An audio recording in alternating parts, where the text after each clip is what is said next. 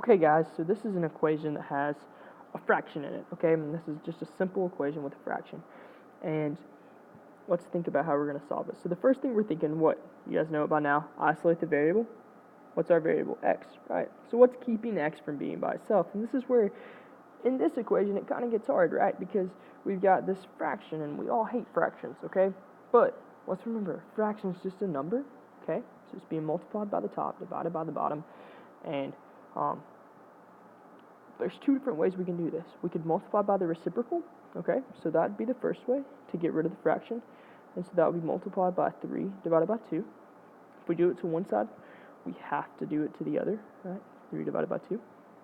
And this, how this helps us is the 3's cancel, right? The 2's cancel, and they leave us with just x. And then we're left with, and then we've got 6 times 3 is 18. So then you've got 18 divided by 2, and 18 divided by 2 is 9, right? So that's the first way we can solve it, multiplied by a reciprocal, but a lot of us don't really like that way, right? So let's think about it a different way. We've got 2 thirds x equals 6. Now this is how I would solve this equation because if we're working with really big numbers, I think this is an easier way to do it.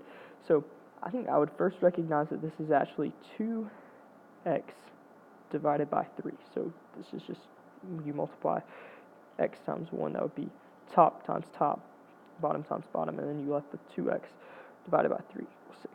And then we say, okay, how do we get rid of this divided by 3? We know to get rid of the division, we multiply. So multiply by 3. They cancel. Multiply by 3 on this side. So let me slide up here. Okay. And you've got 2x equals 6 times 3 is 18, right? And then now how do we get rid of divided by, or how do we get rid of times 2? Times, we divide to get rid of that. Divide by 2 on both sides. And we're left with x equals 9. So that's two different ways to solve an equation that's involving a fraction. But the biggest thing to remember is when you're solving an equation that has a fraction, don't panic. It's just any other number. If worse comes to worse, you just type it into your calculator and do it that way. Do it how you can think about it. But use either of these two methods. They're both going to work great.